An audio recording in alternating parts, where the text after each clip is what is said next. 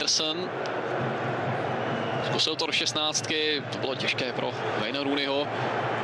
Sterling má to na pravou nohu, Sterling zkusil vystřelit a ta rána štípla jednoho z obránců. Ještě možnost a míč je v síti, 24. minuta, Daniel Sturridge dává na 1-0.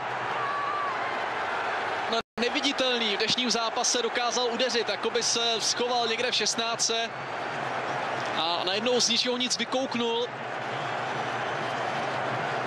No a vykouknul úspěšně. Gareth Southgate určitě bude uvnitř spokojený, i když se tváří zamyšleně. Angličané udělali první výrazný krok v cestě za 3 body v dnešním velmi prestižním zápase.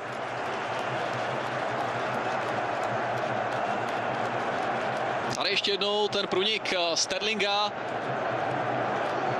Sturridge se chytře vrátil, offside to nebyl a počkal si na přední tyči. Vynikající práce Angličanů, tohle je nádherný gól. Pochvalu samozřejmě zaslouží i Kyle Walker, který dobře věděl, kde má Daniela Sturridge hledat. A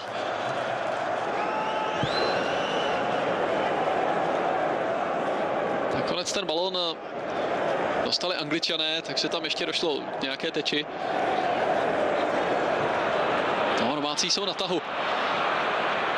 Sterling, Rose a je z toho druhý gól, tak se na to podívejte, 50. minuta, Angličané dokázali udeřit prostřednictvím Adama Lallany a to ve chvíli, kdy si Skotové užívali v podstatě nejlepší úsek toho dnešního zápasu. Gordon Strachan jako tomu nemohl uvěřit. Po 2 skotských dobrých příležitostech Adam Lallana zasáhl nejcitlivější místečko. Tady ještě jednou přihrávka Dannyho Rose. Znovu centr, takový řekl bych zkrácený, z hranice 16, znovu připravený hlavičkář v pokutovém území, no a Gordon se může natahovat jak chce.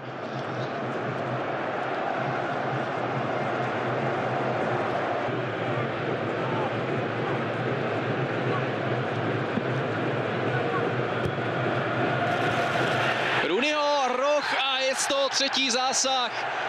Gary Cahill dokázal využít svých hlavičkářských schopností a Angličané už po třetí rozvlnili síť po úspěšném vzdušném souboji. Gordon Strachan, ten už je menší a menší. A jestli se Angličané prosadí znovu, tak mám pocit, že bude sedět za chvíli někde pod židlí. Znovu kvalita v zakončení. Gary Cahill si našel místo, jako by to skotští hráči nevěděli, že jestli může být někdo nebezpečný, tak je to Cahill, eventuálně Stones.